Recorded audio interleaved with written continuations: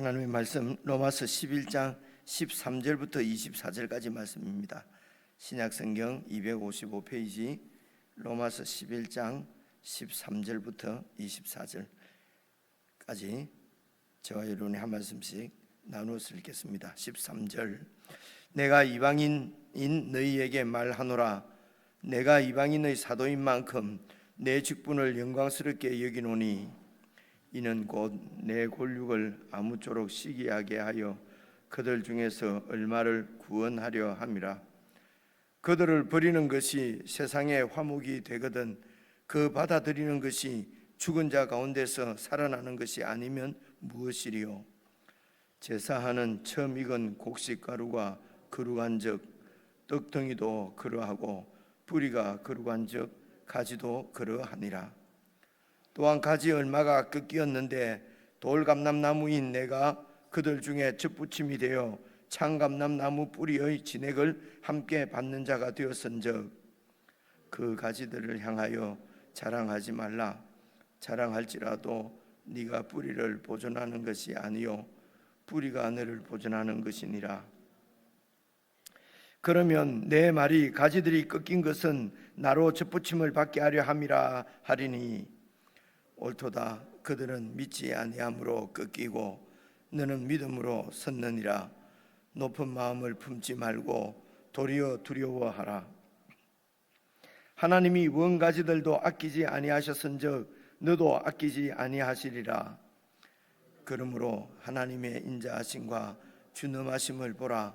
넘어지는 자들에게는 준엄하심이 있으니 너희가 만일 하나님의 인자하심에 머물러 있으면 그 인자가 너희에게 있으리라. 그렇지 않으면 너도 지키는 바 되리라. 그들도 믿지 아니하는데 머무르지 아니하면 접붙임을 받으리니 이는 그들을 접붙이실 능력이 하나님께 있음이라. 내가 원돌 감람나무에서 지킴을 받고 본성을 거슬러 좋은 감람나무에 접붙임을 받았으니 원가지인 이 사람들이야 얼마나 더 자기 감람나무에 접붙임을 받으랴. 좀 늘 느끼는 거지만은 무슨 말씀인지 조금 이렇게 이해하기가 쉽지는 않습니다. 그래도 문맥을 따라서 본문에 집중해서 잘 살펴보면은 무엇을 말씀하시려고 하는지 우리가 이해할 수 있을 것 같습니다. 그래서 우리가 이해되는 그 바가 바로 하나님께서 우리를 향하신 하나님의 마음입니다. 그래서 오늘 13절 이 말씀은 사실은 여러분 11장 1절을 보시게 되면 어제 말씀이지요. 그러므로 내가 말하노니 하나님이 자기 백성을 버릴 수 있느냐? 그럴 수 없느니라. 그래서 10장까지 쭉 이렇게 논의한 것을 보면은 이 이스라엘이 지독히도 하나님의 말씀을 믿지 않고 받지 않고 듣지 않는 것이지요. 그래서 이제 심판을 받고 여러분 우리가 요즘 에스겔서 보는 말씀이나 똑같은 말씀입니다.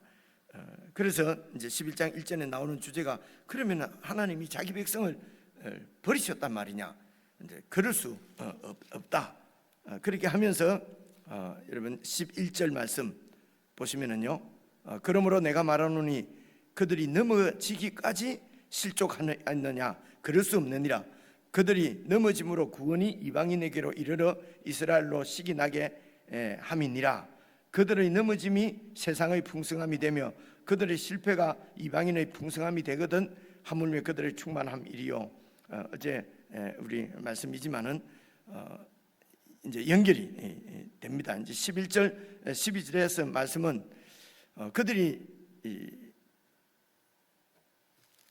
이렇게 그들이 하나님의 그 구속의 은혜를 거부했지만은 완전히 넘어지기까지 실족하였느냐? 그럴 수 없다. 그러니까 이 유대인을 믿지 않음이 불신앙이 끝이 아니라는 것이죠. 끝이 아니고 11절부터 쭉 오늘 15절까지 말씀을 보면은 더 많은 유대인이 구원을 받게 될 것이다 하는 것입니다. 지금까지 이 유대인들이 이렇게 불신앙하고 하나님의 은혜를 거절한 것 때문에 완전히 그들이 넘어져서 이제는 더 이상 구원받지 못할 정도로 넘어진 것이냐? 그럴 수가 없다는 것입니다. 이 하나님의 은혜가 그들이 불순종으로 말미암아 이방인들에게 흘러갔지만 때가 되면은 하나님의 그 은혜가 이들에게도 임하게 될 것이라는 것입니다. 이제 그런 그 소망을 갖고 있는 것이죠. 그래서 11절을 다시 보시면요, 그럴 수 없느니라. 그들이 넘어짐으로 하나님을 거부하고 이렇게 불신앙함으로 말미암아서 하나님의 그 구원의 은혜가 이방인들에게 넘어갔는데, 그래서 이제 이 말씀을 보면은 이 사도 바울의 전도 그 여정을 살펴보시면은 일단 어느 지역이든지 가면은 유대인의 회당부터 먼저 가게 됩니다. 그렇죠? 그래서 유대인의 회당에서 예수 그리스도를 증거합니다. 그러면 유대인들이 받아들이지를 않아요. 막 이렇게 그래서 도망가고 막 그러지 않습니까? 그래서 받아들이지 않아서 이 하나님의 구원의 은혜가 이방인들에게로 넘어갔다는 것입니다. 그래서 바울은 자기를 이방인의 사도라고, 오늘도 여러분 13절에 보시면은 내가 이방인이 너희에게 말하노라, 내가 이방인의 사도인 만큼. 그런데 여러분 이 하나님께서 며칠 지난주에도 살펴보았지만은요, 사도행전에 하나님께서 이 사도 바울이 이제 유대교에서 기독교를 개종한다고 볼 수 있을까요? 그 개종하는 과정 가운데 다메섹으로 가는 도상에서 하나님을 만나고, 그리고 이제 하나님의 지시에 의해서 다메섹으로 들어가지 않습니까? 그리고 그 이제 예수님의 제자인 아나니아를 찾아가라고 그럽니다. 그리고 이제 아나니아가 기도하는 중에 하나님이 그 제자 아나니아에게 나타나셔서 이제 바울이 곧 올 것이다, 그러면 그에게 세례를 주고 눈을 뜨게 하라 하니까 바울은 우리를 핍박하고 이렇게 죽이려는 자는데 우리가 어떻게 만날 수가 있겠습니까? 하나님께서 말씀하십니다. 내가 그를 이방인과 이스라엘과 임금들에게 내 복음을 전하게 하기 위해서 택한 나의 그릇이다, 그럽니다. 그래서 우리가 이방인의 사도라고 해서 사도 바울의 초점은 이방인에게 있고, 말씀드린 대로 베드로는 유대인에게 있고, 이렇게 완전히 갈라지는 것이 아니고요. 이 바울에게도 하나님께서 뜻을 가지신 것은 이방인과 그리고 이스라엘과 그리고 세상의 통치권자들에게 다 하나님의 복음이 충만하게 임하는 것이었습니다. 그래서 내가 지금 13절에 보면은요, 이방인의 사도인 만큼 내 이 직분을 영광스럽게 여기는데, 왜 영광스럽게 여기느냐? 이렇게 해서 이방인들이 이 구원의 은혜를 누리는 것 때문에 그 영광스러운 구원의 은혜를 14절 혹 내 골육을 아무쪼록 시기하게 하여 그들 중에서도 그 내 동족들 이 유대인들 가운데서도 얼마를 구원하게 하려는 것이다. 그래서 이방인들에게 이렇게 복음을 전하는 것은 도리어 이방인의 구원의 은혜의 풍성함을 통해서 유대인들까지도 구원하시려고 하는 하나님의 계획, 이것을 여러분 바울이 그냥 혼자서 이렇게 생각했다기보다는요, 여러분 그 이사야서가 66장까지 있지 않습니까? 이사야서 66장까지 있는데 제일 마지막 부분에 보면은요, 이제 66장 마지막 부분입니다. 거기에 읽어보시면은 이제 하나님께서 이렇게 유대인들이 전부 다 각지로 이렇게 흩어지지 않습니까? 그 하나님의 심판을 받아가지고, 그래서 하나님의 복음이 이방인들에게 전해져서 이방인들이 흩어져 있는 이렇게 심판으로 인해서 이방 땅으로 흩어져 있는 그 유대인들에게 이 예수 그리스도의 복음을 전해서 이방인들이 말입니다. 그래서 그 유대인들도 예수 그리스도의 복음으로 복음 앞으로 이렇게 이방인들이 데리고 와서 하나님께 이렇게 영광을 올려드리는, 그렇게 해서 하나님의 구원 계획이 이렇게 충만하게 이루어지는 이런 하나님의 섭리가 여러분 이사야서 66장에 나옵니다. 바울이 이 사실을 모를 리가 없겠지요. 구약 학자고 그죠? 유대인이기 때문에 그렇습니다. 그래서 그런 하나님의 구원 계획을 성취시키기 위해서 성취시키시는데 하나님께서 나를 이용하신다, 나를 사용하신다는 것이죠. 그래서 이방인에게 열심히 복음을 전해서 이 이방인들을 통해서 내 동족이 구원받게 하시려고 하는 하나님의 섭리를 이루어 드리려고 하는 그래서 그가 받은 이방인에게 복음을 전하는 이 직분이 정말 영광스럽고 그런 것입니다. 그래서 이제 얘기하기를 15절 보시면요, 그 이방인들을 버린 것 때문에 세상의 화목이 되거든. 이방인들이, 하나님을 전혀 몰랐던 이방인들이 하나님과 화목하게 되거든. 그 복음, 그 하나님의 언약을 약속을, 그리고 율법을 계속 받아왔던 그 유대인들이 이 예수 그리스도를 받아들이는 것은 죽은 자가 살아나는 것 같은 이런 놀라운 역사가 아니면 무엇이겠는가? 사실 죽은 자 가운데서 살아난 것 하면 우리들에게는 예수 그리스도의 죽으심과 부활을 딱 떠올리게 되지 않습니까? 그죠? 그래서 예수님께서 하나님의 미랄이 되어서 죽으심으로 많은 열매가 맺히는 것, 그 열매가 바로 저희들이 있지 않습니까? 그만큼 죽은 자 가운데서 살아난다고 하는 것은 예수님의 이런 죽음과 부활을 염두에 두고 이렇게 표현한 것이 맞을 것 같습니다. 그래서 그들이 이제 이렇게 받아들이게 될 때는 죽은 자가 예수 그리스도께서 하나님의 미랄이 되어 죽으심으로 많은 열매를 맺는 것처럼 정말 세상의 화목을 뛰어넘어서 세상이 하나님 은혜로 충만하게 될 것이라는 것입니다.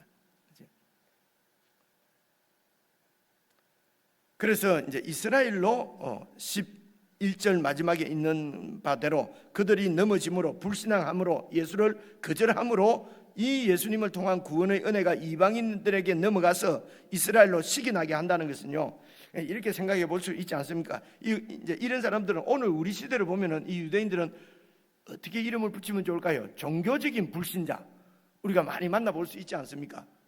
모태신앙으로서 또 기독교가 이런 기독교 가정에서 이렇게 자라나고, 그리고 성경 지식도 많이 있고, 또 좋은 교회에 이런 중고등부도 거치고, 그렇죠? 그리고 세례까지 받았어요. 그런데 그런데 예수님을 믿지 않는 거예요. 이제 이런 마음이 완악해져서 이제 이런 사람들을 우리가 만나게 되면은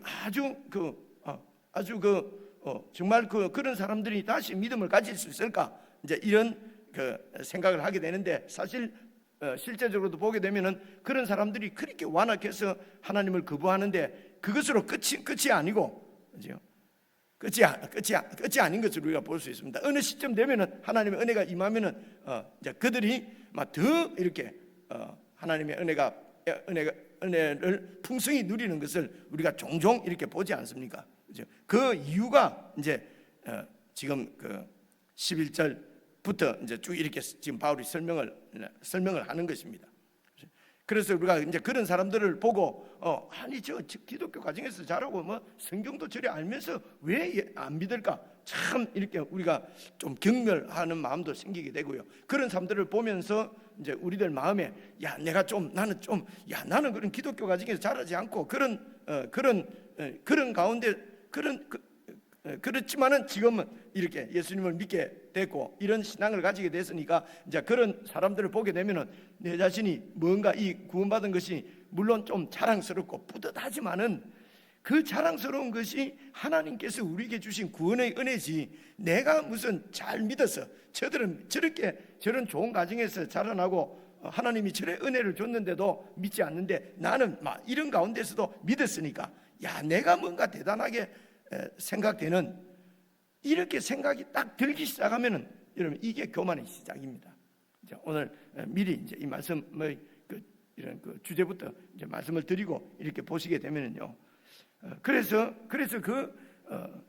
그런 거죠. 그리고 그런 또 우리 한 가지 더 생각을 볼 수 있는 것은요. 우리가 이렇게 하나님의 구원의 은혜를 받아서 이렇게 사는데 이런 우리의 삶을 보고 주위에 있는 종교적인 불신자나 아니면은 그냥 그 이방인 불신자들 이더라도 우리 삶을 보고 지금 시기가 난다는 말은 이런 은혜로 빚어지는 하나님의 백성들에게는 우리가 말로 설명할 수 없는 어떤 이런 어떤 그런 매력들이 영적인 매력들이 있지 않습니까? 그죠?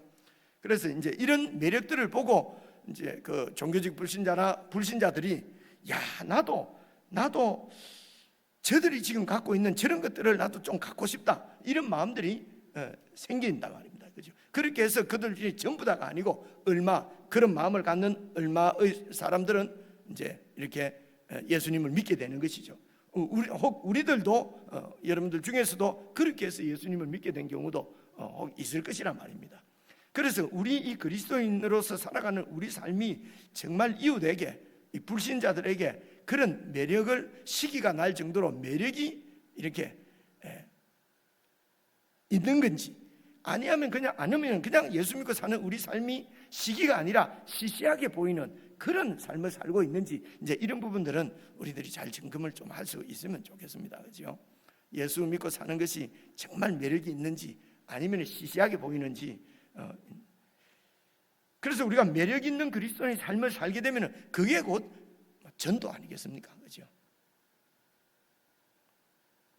근데 우리 그리스도인의 삶이 안 믿는 사람이나 믿는 사람이나 막 그반 막 그렇고 막 믿지 않는 사람들에게 시시하게 보이고 이렇게 되면 시기가 일어나지 않지요. 그렇죠?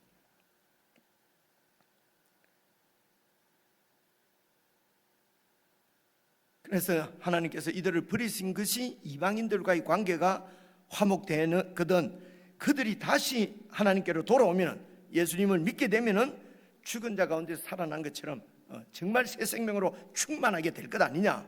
그래서 16절입니다. 제사하는 처음 익은 곡식 가루가 거룩한 적 떡덩이도 그러하고 뿌리가 거룩한 적 가지도 그러하니라. 같은 말입니다. 처음 익은 열매를 가지고 하나님 앞에 제사를 드리거든요. 그러면 그 처음 익은 열매가 제사를 드려서 거룩하게 되면은 처음 익은 열매가 그 나타내고 있는 모든 그 해에 추수하는 모든 것이 다 하나님 앞에 드려지는 거룩한 것 아닌가. 그리고 또 뿌리가 거룩하게 되면은 그 뿌리에서 난 나무의 가지도 거룩한 것 아니겠는가. 그래서 여기 처음 익은 곡식 가루와 뿌리가 무엇인가 하면은요, 그냥 우리가 그 9장에서도 유대인의 유익함이 무엇인가 그러면은 그 9장 5절 4절부터 보시면요, 그들은 이스라엘 사람이라 그들에게는 양자됨과 영광과 언약들과 율법을 세우신 것과 예배와 약속들이 있고 조상들도 믿음의 조상들이죠. 아브라함, 이삭, 야곱 그들의 것이요 육신으로 하면 그리스도도 그들을 통해서 나셨다는 것입니다. 그래서 이제 뿌리나 혹은 이 처음 익은 곡식 가루는 바로 이런 하나님께서 이 세상 가운데 구원의 은혜를 베푸시기 위해서 아브라함을 선택하신 것이죠.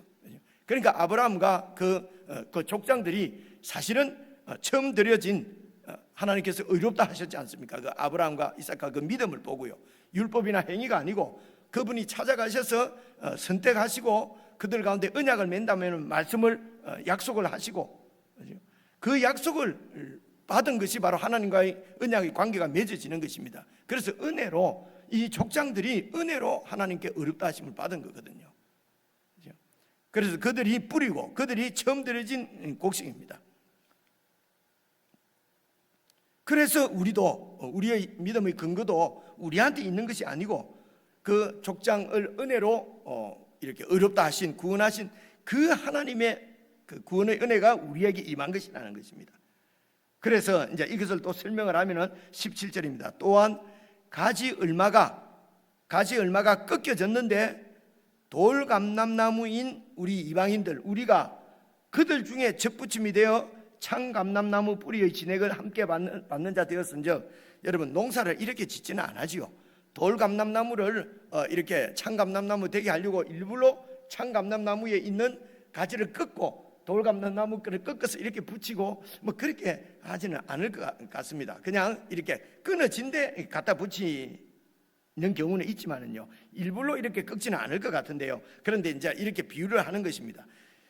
참 감람나무가 있는데 그 참 감람나무가 바로 그 뿌리가 그 유대 족장들입니다. 거기에서 이제 유대인들이 쭉 이렇게 그 세워졌는데 그 가지가 얼마가 꺾여져 버렸다는 것입니다. 전부 다 꺾인 게 아니고 뿌리가 꺾인 게 아니고요, 가지가 꺾여졌는데, 그래서 참남나무 가지가 꺾여졌는데 이방인인 우리가 돌감람나무의 가지를 하나님께서 꺾어서 참감람나무 거기에 접붙임을 했다는 것입니다. 그래서 돌감람나무인 17절입니다. 네가 그들 중에 접붙임이 되어서 참감람나무 뿌리의 진액을 함께 받는 자가 되었은즉 은혜로 의롭다고 한 그 믿음의 삶을 산 족장들의 그 진액을 함께 받는 자가 되었은즉 그래서 18절 그 참감람나무 가지들을 향하여서 자랑하지 말라. 우리는 구원받았는데 우리는 참감람나무에 붙어서 이렇게 참감람나무 열매를 맺는데 너희들은 하나님을 믿지 않아서 열매를 맺지도 못하고 우리가 대단한 사람이 된 것처럼 그렇게 자랑하지는 말라는 것입니다. 혹 자랑할 것이 있다면은 네가 뿌리를 보존하는 것이 아니고 그 뿌리가 지금 너를 보존하고 있다는 것입니다. 우리 때문에 그 하나님의 족장들에게 주신 하나님의 언약이 뭐 이렇게 보존되는 것이 아니고 그 하나님의 은혜가 족장들에게 임한 그 하나님의 은혜가 지금 우리에게 임한 것이기 때문에 자랑을 하더라도 뿌리가 하나님께서 그들을 은혜로 구원하신 이 하나님의 놀라운 은혜가 우리의 자랑거리지 우리가 중심이 아니라는 것입니다. 그렇죠? 19절입니다. 그러면 네 말이 가지들이 참남나무 가지들이 저렇게 꺾인 것은 나로 접붙임을 받게 하려 함이라. 나를 구원 이 하나님의 은혜를 저들이 거부함으로 그 은혜가 우리에게 그래서 내가 은혜를 받았다. 맞는 말이라는 것입니다. 옳도다. 20절 옳도다. 그들은 믿지 아니함으로 꺾이고 너는 믿음으로 섰느니라. 그래서 믿음으로 섰다는 것은 내 공로로 내 행위로 얻은 것이 아니라 믿음으로 섰다는 말은 하나님의 은혜로 섰다는 얘기죠. 그렇기 때문에 높은 마음을 품지 말고 도리어 두려워하라. 이 구원이 철저히 하나님의 은혜로 된 일이기 때문에 이 사실을 깨닫게 되면은 여러분 교만이 우리 가운데 들었을 자리가 없는 것입니다. 문제는 이 교만은 이런 내가 중심이 되는 이런 교만이 여러분 이게 은혜를 잃게 만듭니다. 그리고 다른 사람들을 업신여게 만들고 그렇게 해서 넘어지게 된단 말입니다. 그래서 교만이 절대로 우리 가운데 들어서지 않게 하려면은 교만 안 해야지 이런다고 되는 것이 아니고 하나님의 그 은혜를 이 구원이 철저하게 하나님의 은혜로 된 것이지 내가 무슨 그 은혜 구원에 기여한 것은 요즘 젊은 사람들 하는 말로 일도 없다 하는 것을 이것을 분명하게 인식하지 않으면은 우리도 넘어질 수 있다. 그것을 지금 경고하는 말씀입니다. 20절 마지막 부분을 다시 보십시오. 높은 마음을 품지 말고 도리어 두려워하라. 하나님이 원가지들인 유대인들도 아끼지 않고 꺾어버렸는데 돌감나무의 너희를 무슨 아끼고 붙여놓겠느냐. 22절 그러므로 하나님의 인자하심은 구원의 은혜지요. 인자하심만 볼 것이 아니라 교만해서 믿지 않는 자리에 떨어지게 되면은 하나님의 준엄한 심판도 있다는 것입니다. 그래서 하나님의 인자하심과 준엄하심을 같이 보라는 것입니다. 넘어지는 자들에게는 준엄한 하나님의 심판이 있을 것이고 너희가 만일 하나님의 인자하심에 계속 머물러 있으면 그 은혜 가운데 살아가면 머물러 있다는 말은 계속 거한다는 말이지 않습니까? 그죠? 이거는 인내입니다.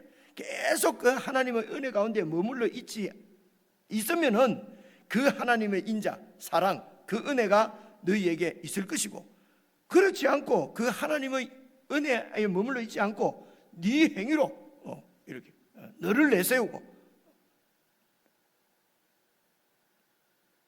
그렇게 교만하게 되면은 너도 지키는 바가 되리라.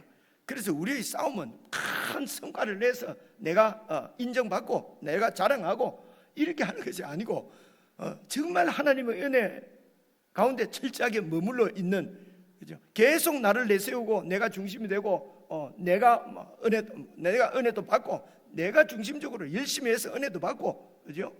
그러면요 은혜 받지 못하는 다른 사람을 얼마나 마음으로 업신여겨지는지요. 그죠? 겉으로는 뭐 그렇게 말 안 해도 그죠? 이렇게 나타나는 이 느낌이 오잖아요. 이런 이렇게. 그래서 그런 그 철저한 그런 싸움이지 무슨 큰 성과를 내는 싸움이 신앙생활은 그게 아니라는 것입니다. 그래서 하나님의 이 은혜에 머물러 있지 않고 교만하게 되면 네가 중심이 되고 그렇게 되면 너도 지키는 바 되리라. 23절입니다. 그들도 믿지 아니하는데 머무르지 아니하면, 그들이 믿지 않은 이유는 교만 때문에 그렇거든요. 그렇죠? 교만은 하나님의 은혜를 거절하는 것입니다. 그래서 내 의를 세우는 것이거든요. 그래서 그들도 믿지 않으는데 머무르지 아니하면, 그런 자기 교만을 버리고 자기 의를 버리고 하나님께로 돌아오게 되면은 접붙임을 받으리니, 이는 그들을 접붙이실 능력이 하나님께 있다.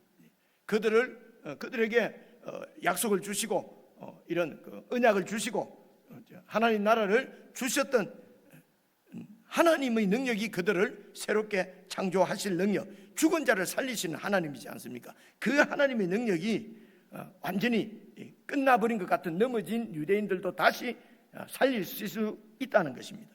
그래서 그들도 믿는 가운데, 믿지 아니하는데 머무르지 아니하면 접붙임을 받아서 구원의 은혜를 누리게 될 것이라는 것입니다. 24절입니다. 네가 원 돌 감람나무에서 찍힘을 받고 본성을 거슬러 좋은 감람나무에 접붙임을 받았으니, 원래는 돌 감람나무인데 찍혀서 참 감람나무에 접붙임을 받아가지고 원래의 본성은 하나님을 거스르고 대적하는 것인데, 그런데 좋은 감람나무에 접붙임을 받아서 순종의 열매를 맺어서 구원의 은혜를 누린다면은 원가지에서 찢겼던 이 이스라엘 사람들이야 얼마나 더 자기 감람나무에 본성도 갖고 말입니다. 접붙임이 되면은 얼마나 많은 열매를 맺게 되겠느냐는 것입니다. 그래서 내일 말씀, 이 말씀이 25절부터 계속 이렇게 32절까지 이어지거든요. 내일도 보시면 더 완전하게 우리가 이해를 할 수 있을 텐데요. 그것은 이렇습니다. 하나님의 구원의 은혜가 내리는데 유대인들이 거절함으로 이 은혜가 이렇게 이방인들 가운데로 넘어가서 하나님과 이 이방인들, 세상이 화목을 이루었습니다. 그런데 이제 하나님의 구원의 섭리는, 이 하나님의 구원의 은혜를 어느 때인가 되면은 유대인들이 받아들이게 된다는 것입니다. 그렇게 되면은 하나님과 화목을 누리는 이 구원의 은혜가 얼마나 충만하게 된다는 것입니다. 그래서 원래 처음 하나님의 구원의 계획이 어떻습니까? 아브라함에게 이렇게 내가 너에게 이런 은혜를 복을 주겠다. 그리고 너를 통해서 온 세상이 복을 받게 하는 것이, 그 복이 구원의 복이지 않습니까? 그것이 원래 하나님의 계획이었습니다. 그런데 유대인들이 이 하나님의 구원의 은혜를 거절했단 말입니다. 그래서 끝난 것이냐? 끝난 것이 아니고, 그것 때문에 세상이 구원을 받았고, 그리고 하나님의 계획은 이 유대인들이 예수님을 믿게 되므로 원래 하나님께서 계획하셨던 그 온 열방이 구원의 은혜를 충만히 누리는 그 계획을 실현하실 거라는 것입니다. 그래서 이제 요즘 유대인들이 구원을 받아야 이제 끝이 난다, 이런 얘기를 많이 듣지 않습니까? 그 말이 틀렸다는 것이 아니고요. 이 로마서 11장에서 하시는 말씀은 그렇기 때문에 구원을 받은 우리가, 이 이방인들로서 구원을 받은 우리가 겸손해야 될 것을 얘기하는 것이, 그 구원의 은혜를 누려야 될 것을 말하는 것입니다. 그죠? 그래서 또 내세워서 무슨 하나님의 구원의 은혜를, 섭리를 우리가 앞당기자, 우리 세대에 어떻게 하게 하자, 이렇게 해서 또 우리 의를 세우고 우리의 하나님의 은혜가 아니라 우리의 열심이 중심이 돼서 뭔가 하나님의 뜻이 이루어지는 것처럼 이렇게 교만하게 하면은 자기의 의를 나타나게 되는 것이고, 그렇게 해서 또 넘어지고 구원의 참 감람나무에서 꺾여져 버리고 이렇게 된다는 것입니다. 그래서 구원의 은혜를 이렇게 정말 누리게 되면은, 그러면은 자기 의에 사로잡힌 유대인이 그런 충만한 구원의 은혜를 보고 얼마는 내가 이렇게 살아서는 안 되지 하는 사람들이 이렇게 예수님을 믿게 되면은 그때에 모든 그 민족이 구원을 받게 되는 하나님의 충만한 구원 계획이 이루어진다는 것입니다. 그래서 오늘 예수 믿는 우리에게 이 말씀에서 경고하는 것은 겸손할 것을 경고하시는 것입니다. 그렇죠? 자기의 의에 사로잡히지 않도록 우리가 이런 믿음 생활을 시작하면은 제일 경계해야 될 것이 자기 의에 붙잡히는 것입니다. 그게 바로 하나님 앞에 교만입니다. 자기 의에 붙잡히지 않고 은혜로 살아야 이런 매력이 풍겨나는 것입니다. 개인적으로 다시 묵상하시면서 우리가 정말 종교적인 이런 자기의 의를 세우려고 하는 삶인지, 아니면은 내 지금 신앙 삶이 정말 군의 은혜를 충만히 감격적으로 누리는 신앙생활인지, 우리가 자꾸 나태에 떨어지고 침체에 빠지는 것은 자기의 의를 세우려고 하는데 이게 되지 않아서, 인정이 받아지지 않아서 침체하게 되는 거거든요. 그래서 우리가 혹 침체 가운데 있다면은 이것도 내 자기의 의가 아닌가, 이런 부분도 잘 점검을 하셔야 여러분 내침을 준엄한 하나님의 심판을 면할 수 있을 것입니다. 우리 개인적으로 묵상하시겠습니다.